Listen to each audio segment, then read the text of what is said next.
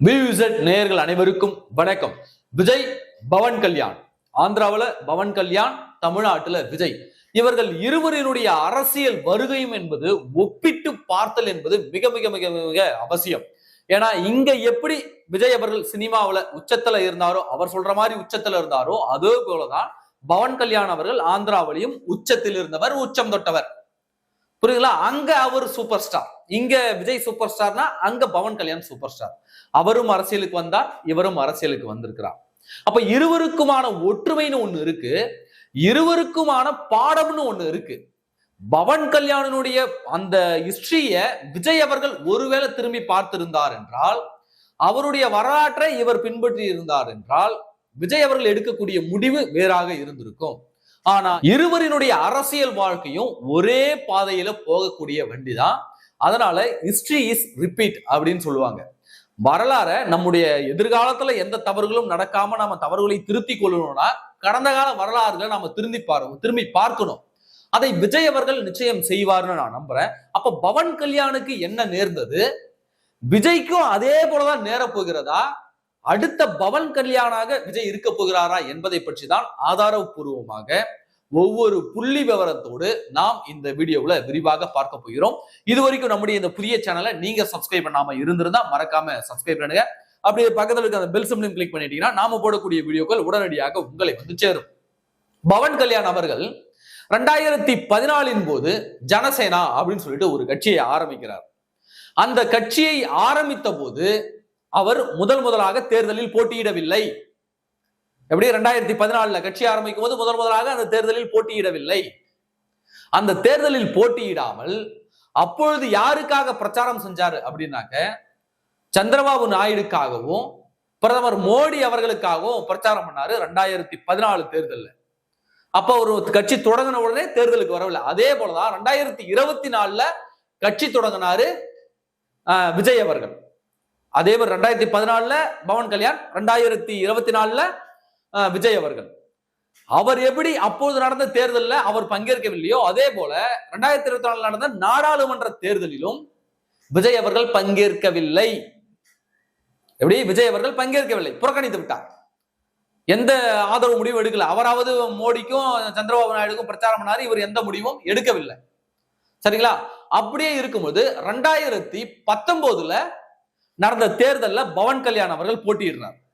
அதாவது 2014 கட்சி தொடங்குறாரு, அந்த தேர்தல்ல போட்டியிடல, பிரதமருக்காகவும் சந்திரபாபு நாயுடுக்காகவும் பிரச்சாரம் பண்றாரு. சரிங்களா? அப்பொழுது அவர் கட்சி தொடங்கிய போது வந்த கூட்டம் என்பது இப்பயும் வீடியோவுக்கு போய் பாருங்க. விஜய்க்கு இன்றைக்கு எவ்வளவு கூட்டம் கூடுகிறதோ அதே அளவிலான கூட்டத்தை அன்றைக்கு பவன் கல்யாணுக்கும் கூடியது.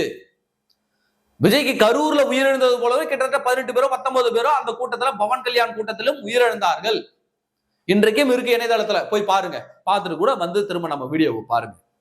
புரியுதுங்களா?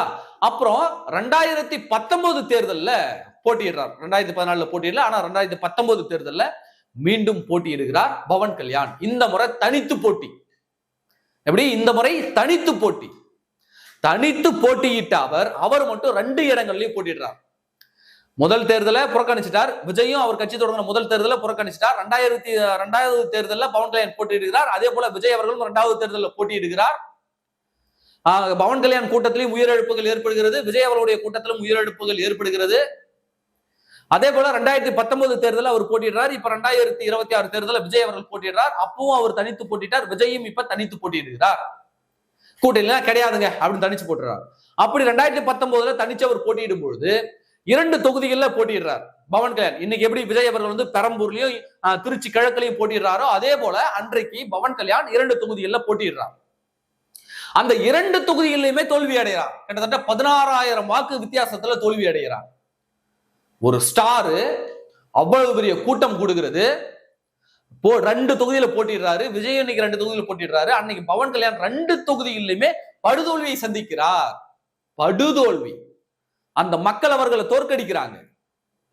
அப்போ அந்த தோல்வி எதை உணர்த்தியது என்றால், திரையில நாங்க உங்களை ரசிக்கிறோம், திரையில தூக்கி வச்சு கொண்டாடுறோம், ஆனால் களத்துலன்னு வந்துட்டா மக்கள் வந்து தனக்காக போராடுறவங்களை, தனக்காக உழைக்கிறவங்களை, தனக்காக செஞ்சவங்களை, தனக்காக இனிமே செய்ய போறோம்னு சொல்றவங்களை தான் தேர்ந்தெடுப்பாங்க என்பதை அன்றைக்கு பவன் கல்யாணுக்கு உணர்த்தி இருந்தார்கள் அந்த ஆந்திர மக்கள்.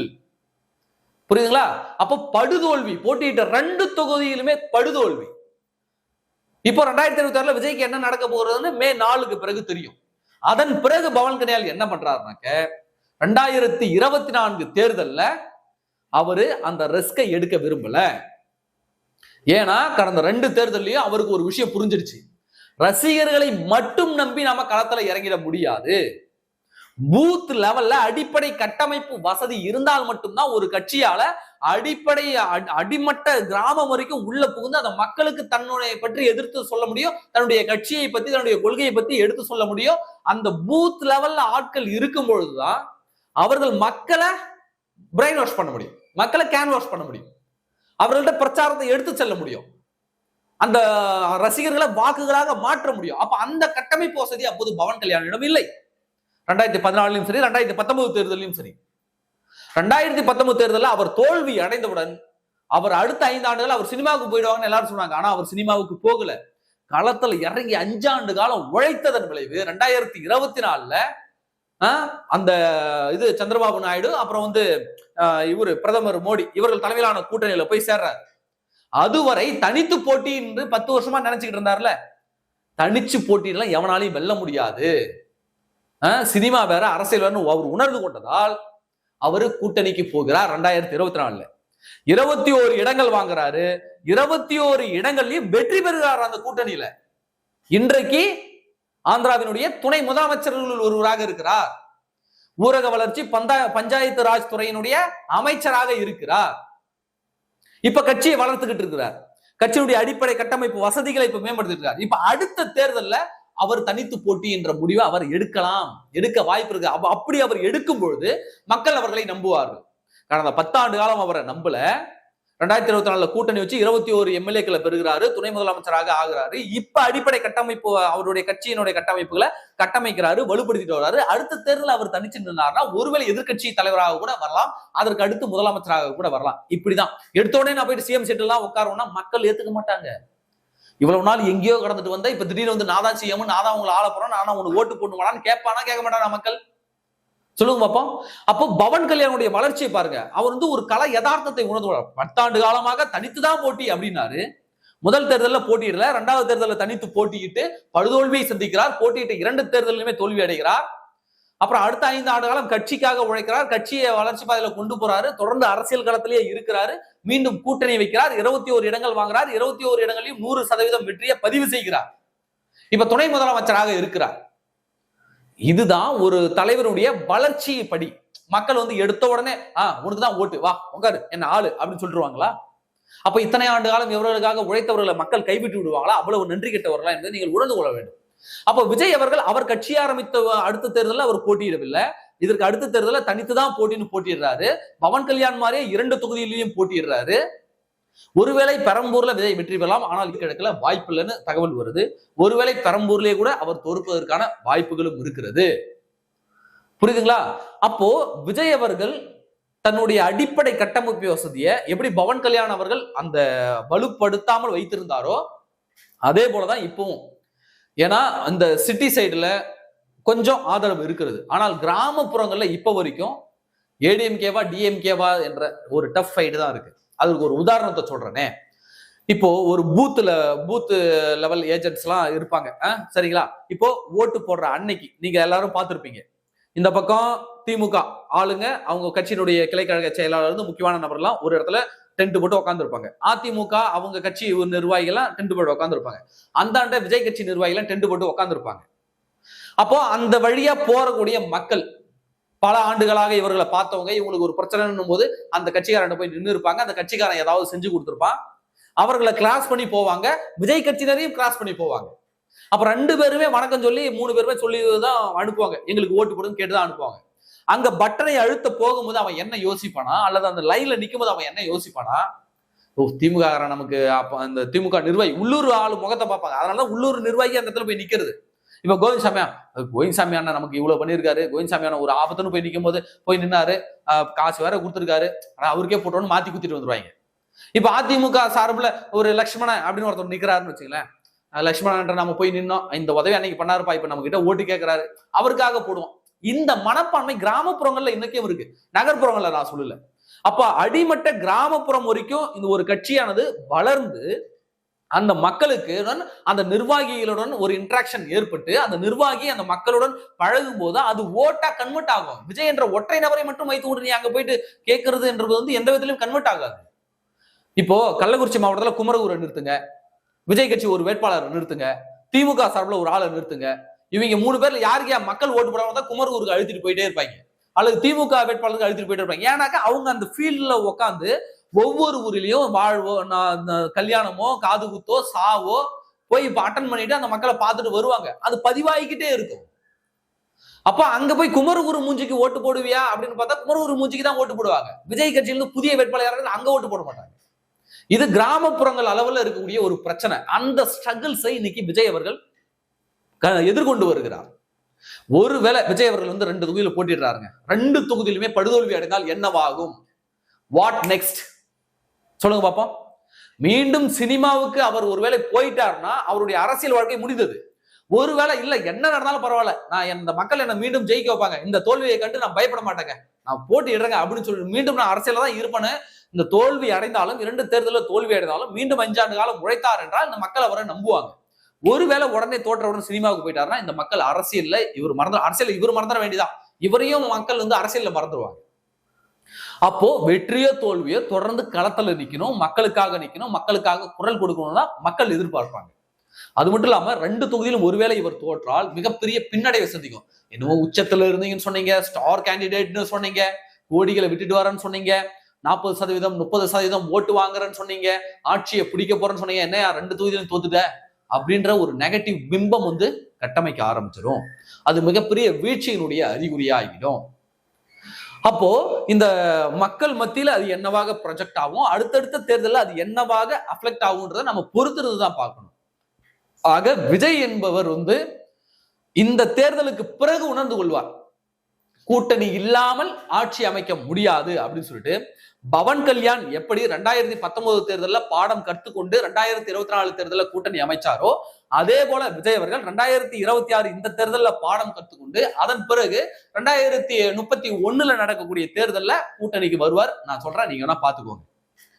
ஏன்னா அந்த மனநிலை என்பது, அரசியல் களம் என்பது, சூழல் என்பது எப்படி வேணாலும் மாறும், இப்படிதான் இருக்குன்னு சொல்ல முடியாது. அது எப்படி வேணாலும் வரும். அதுவும் அதிமுக திமுக போன்ற பலமான கட்சியை எதிர்த்துக்கிட்டலாம் தனி ஒருவனாக ஒரே தேர்தலில் ஒருத்தவன் அப்படியே வந்த உடனே போய் அந்த இடத்துல உட்காந்துருவான், சீட்ல உட்காந்துருவானா அது யாராலையும் நம்ப முடியாது, மக்கள் நம்ப மாட்டாங்க, ஏத்துக்க மாட்டாங்க. ஏன்னா விஜயின் மீது இருக்கக்கூடிய விமர்சனம் என்னன்னா, அவர் கட்சியில ஒரு பிரச்சனை வரும்போது, அவருக்கே ஒரு பிரச்சனை வரும்போது அவர் வந்து அதற்காக குரல் கொடுக்கவில்லை அப்படின்ற ஒரு இது மனநிலை மக்கள் மத்தியில இருக்கு. என்னதான் விஜய்க்கு ஓட்டு போட்டாலும் அவர்கள் மனநிலை இருக்கு.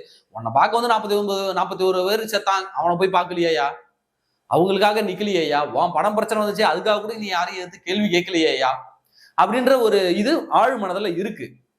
இந்த இதுல அவர் படுதோல்வியை சந்தித்தார்னா அப்போ அவ்வளவுதான், முடிஞ்சு போச்சு, இவ்வளவுதான் ஞாபகம் வச்சு அடுத்தடுத்த தேர்தல் தொடர் தோல்வியில தந்துருவாங்க. அப்போ இன்றைக்கு தனித்து போட்டின்ற ஒரு முடிவை விஜய் எடுத்தார்ல, அதை 2031 நிச்சயம் மாற்றுவார். அது மாறும், மாறிதான் ஆகும். ஏன்னா அரசியல் களம் அப்படி, அரசியல் சூழல் எப்படி. தனித்து பெரும்பான்மை, தனித்து போட்டிட்டு நாங்கள் ஒரே கட்சியை வென்றுருவோம், யாருடைய ஆதரவும் தேவையில்லை அப்படின்லாம் இனி யாராலையும் போட்டியிட முடியாது. விஜய் அவர்கள் தன்னுடைய பலத்தை காட்டுவதற்கான தேர்தலாக இதை பயன்படுத்திக் கொள்கிறார் என்பது மட்டும்தான் என்னுடைய கருத்து. அவருடைய பலத்தை காட்டுறார். ஏன்னா இதுவும் அவருக்கு ஒரு பாசிட்டிவ் இதுலயும் ஒண்ணு இருக்கு. ஒருவேளை இதுல வந்து அதிகபட்ச வாக்குகளை வாங்கி ஒரு 20% 25% வாக்குகளை இவர் வாங்கி பலத்தை நிரூபிச்சிட்டார்னா அடுத்த தேர்தல்ல கூட்டணிக்கு ஒருவேளை இவர் போகிறார் என்றால் அப்ப கேட்கலாம், 80 சீட்டு கூடு 90 சீட்டு கூடுன்னு அப்ப கேட்கலாம். அப்ப உதவும் இது, புரியுதுங்களா? அப்போ பவன் கல்யாண் வந்து 2019 தனித்து போட்டிட்டு அவர் கூடிய கூட்டம்னு ஒண்ணு இருக்குல்ல, விஜய்க்கு கூடிய கூட்டத்தை விட அதிக கூட்டம்னே சொல்லலாம். அவர் 2019 போட்டிட்டு அவர் பெற்ற வாக்கு சதவீதம் எவ்வளவு தெரியுமா? 5.5%. 5.5% வாங்கி அவர் போட்டிட்டு 2 தொகுதியிலுமே தோல்வி அடைந்தார். விஜயகாந்த் அவர்கள் போட்டிட்டு அவர் தனித்து வாங்கிய வாக்கு எவ்வளவு தெரியுமா? 8.5% ரவுண்டா.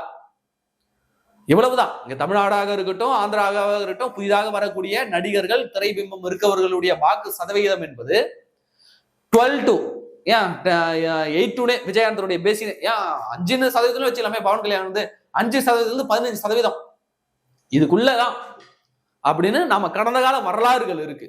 ஒருவேளை 15 பிரேக் பண்ணி 20 தொட்டார்னா அது விஜயனுடைய நியூ அச்சீவ்மெண்ட், ஒரு புதிய அரசியல் திருப்பம். அப்படியே அவர் 20 வாங்கினாலும் அவரால் வெற்றி பெற முடியாது, அதை சீட்களாக கன்வெர்ட் பண்ண முடியாது. அப்போ வெற்றி பெற போவது யாருன்னா அதிமுக. அந்த இடத்த வந்து அதிமுக ஃபில் பண்ணும். 20% விஜய் வாங்கினார்னா அதிமுக பெரும்பான்மையோடு தமிழ்நாட்டில் ஆட்சி அமைக்கும் என்பதுல எந்த விதமான மாற்று கருத்தும் இல்லை.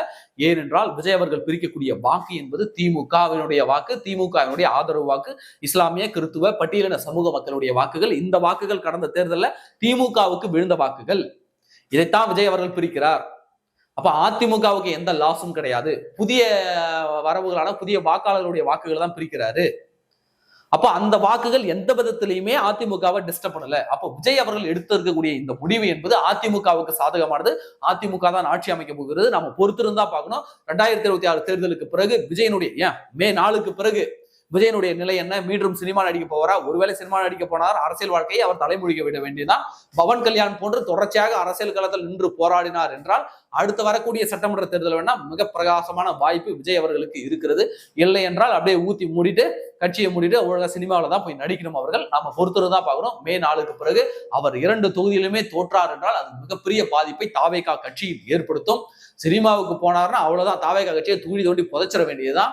அவர் மீண்டும் தனித்து போட்டின்னு சொல்லிட்டு அடுத்து வரக்கூட சட்டமன்ற தேர்தலில் இதே முடிவை எடுத்தாருன்னா அவ்வளவுதான். தாவேகாவை யாராலும் காப்பாற்ற முடியாது, விஜய் அவர்களையும் யாராலும் காப்பாற்ற முடியாது. அப்ப கடந்த கால உதாரணம், கடந்த கால வரலாறுன்னு சொல்லிட்டு பவன் கல்யாண் என்ற ஒரு வரலாறு இருக்கும்போது அதை தாவேகாவினரும் விஜய் அவர்களும் திரும்பி பார்ப்பது அவருடைய கட்சிக்கு, அவருடைய எதிர்கால வாழ்க்கைக்கு மிகச்சிறந்த நல்லது, ஆகச்சிறந்த நல்லது நான் சொல்லுவேன். பொறுத்திருந்து பார்ப்போம். மே 4 வரைக்கும், மே 4ல எல்லா கேள்விக்கும் எல்லாருக்குமே விடை தெரிந்துவிடும். நன்றி.